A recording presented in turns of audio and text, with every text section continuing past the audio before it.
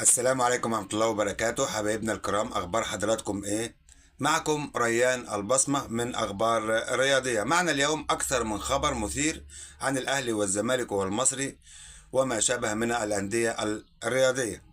معنا أول خبر وهو الدوري المصري. البداية من صدارة الدوري المصري، الأهلي بيواصل عروضه القوية، يقترب من حسم اللقب بعد فوزه كبير على المصري بنتيجة 4-2، خاصة بعد تعثر بيراميدز وخسارته أمام البنك الأهلي برباعية.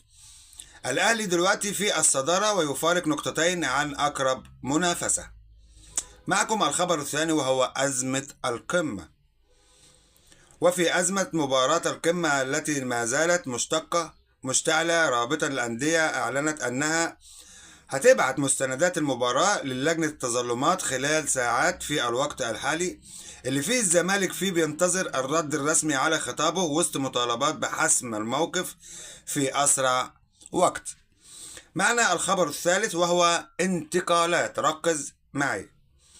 من كواليس الانتقالات، تقارير صحفية أشارت إلى احتمالية انتقال أحمد زيزو نجم الزمالك إلى فين؟ إلى الأهلي بعد نهاية الموسم، خاصة مع قرب انتهاء عقده، ودي صفقة لو تمت هتكون من العيار التقيل، ضربة قوية.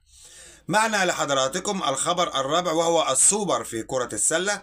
وفي السلة، جماهير الفريقين على موعد مع مباراة من العيار التقيل بين الأهلي والزمالك في نصف نهائي دوري السوبر بعد ما تم السماح بالحضور الجماهيري في الصالة المغطاة. نرجو أن تكونوا أسعدناكم بهذه الأخبار الجديدة. وأخيرا، كانت هذه أبرز أخبار الأهلي والزمالك، ونتمنى دائما وجودكم معنا لسماعكم دائما الأخبار الجيدة. وشكرا لمشاركتكم وشكرا لمتابعتكم، والسلام عليكم ورحمة الله وبركاته.